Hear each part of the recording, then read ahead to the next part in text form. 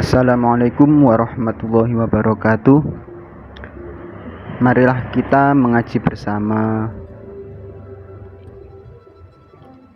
Yang akan kita bahas yaitu cerita para ulama. Langsung saja kita akan menceritakan kisah Imam Syafi'i berguru kepada seorang badui. Al-Kisah, pada suatu hari Imam Syafi'i sedang memberikan pengajian kepada murid-murid tercintanya. Di tengah-tengah pengajian itu masuklah seorang badui yang pakaiannya teramat kotor dan badannya berbau yang tak sedap dicium.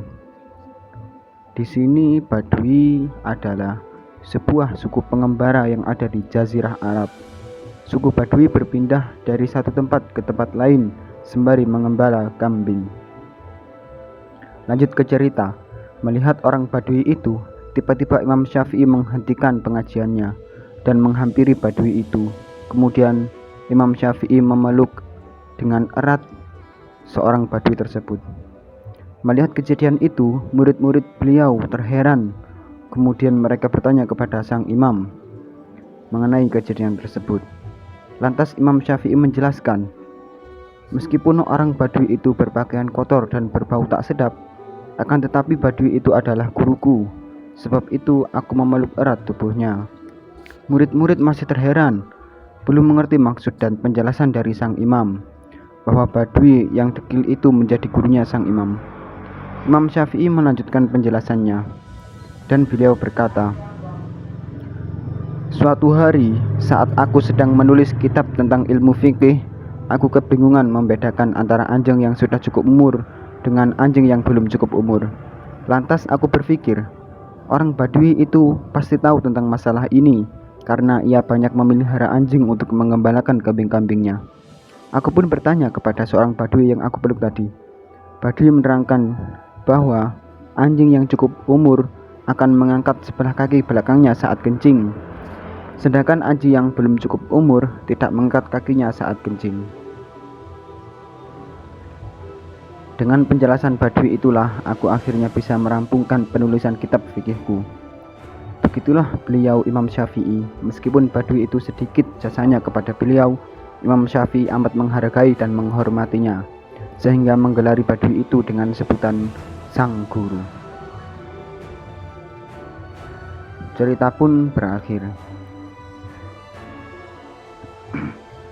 Sebuah hadis telah tertulis yang artinya, tidak termasuk umatku orang yang tidak menghormati orang tua, tidak mengasihi yang lebih muda, dan tidak menghormati guru di antara kami.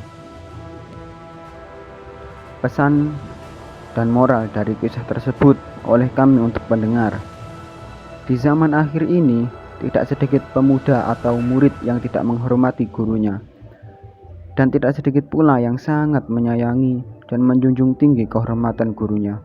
Di antara semua itu, sudah keringlah tinta pena yang menuliskan sabda Nabi bahwa kita sebagai umat Nabi Muhammad SAW dan seorang muslim yang taat, sangat dan diharuskan untuk menghormati guru kita, sekecil apapun ilmu yang beliau berikan, dan telah diterapkan oleh Imam Syafi'i hadis tersebut.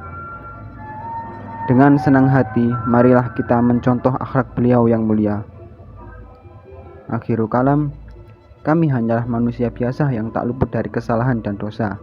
Sekiranya ada perkataan atau kesalahan cerita, dengan hormat dan sangat kami pembaca menerima masukan dan saran dari teman-teman pendengar.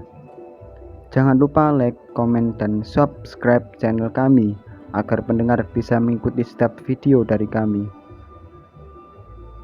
Ada pantun Jawa dari kami untuk para pendengar. Ono kupat kecemplung santen, menawi lepat kula nyuwun ngapunten. Assalamualaikum warahmatullahi wabarakatuh.